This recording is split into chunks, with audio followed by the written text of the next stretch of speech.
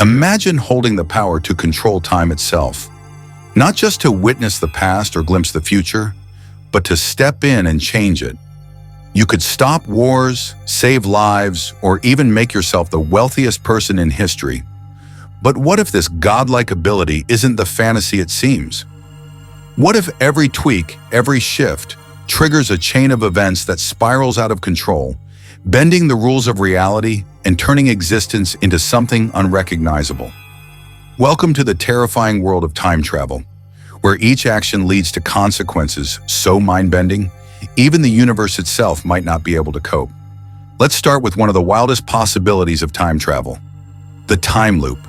Imagine traveling back in time to prevent a catastrophic event, say, the outbreak of a major war. But in doing so, you trigger the very sequence of events that caused it in the first place. You're trapped in an infinite cycle, trying to stop a disaster that you yourself created. Time becomes a loop, and you're forever doomed to relive the same moment. It's like a snake eating its own tail, endlessly. In a universe bound by such loops, does free will even exist? Or are we slaves to the endless rewinding of time? Now consider the grandfather paradox. Let's say you travel back in time and accidentally prevent your grandfather from meeting your grandmother. You've just erased your own existence, right? But then, how were you able to go back in time in the first place? This paradox isn't just a puzzle. It suggests that the moment you interfere with past events, you could split reality into two parallel timelines. In one, you never existed. In another, you did. So how many versions of you could exist across an infinite multiverse?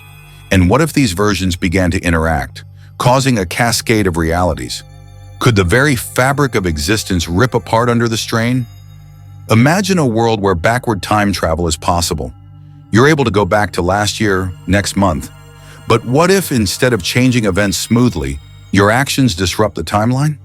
Imagine meeting your past self, two versions of you existing in the same moment. Who's the real you?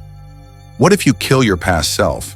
Do you cease to exist, or does the timeline splinter into a fractured reality where causality no longer applies? When the past and present collide, the very rules of cause and effect could break down, turning time itself into a chaotic whirlpool of events with no clear beginning or end. Let's twist things even further with the concept of quantum immortality. In a universe governed by quantum mechanics, every possible outcome of every decision happens somewhere in the multiverse. So if you were to die, there could be another version of you that survives, meaning you're essentially immortal, at least in some version of reality. But what happens if you travel through time in such a multiverse? Could you meet infinite versions of yourself, each having lived different lifetimes, each existing in a separate timeline? Are you even the same person anymore, or just one possibility among infinite yous, endlessly looping through time?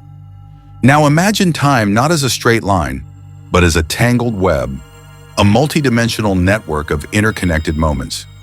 Every time you travel through it, you create new strands, new connections. But with each manipulation, the web becomes more and more complex. If you stretch it too far, does it snap?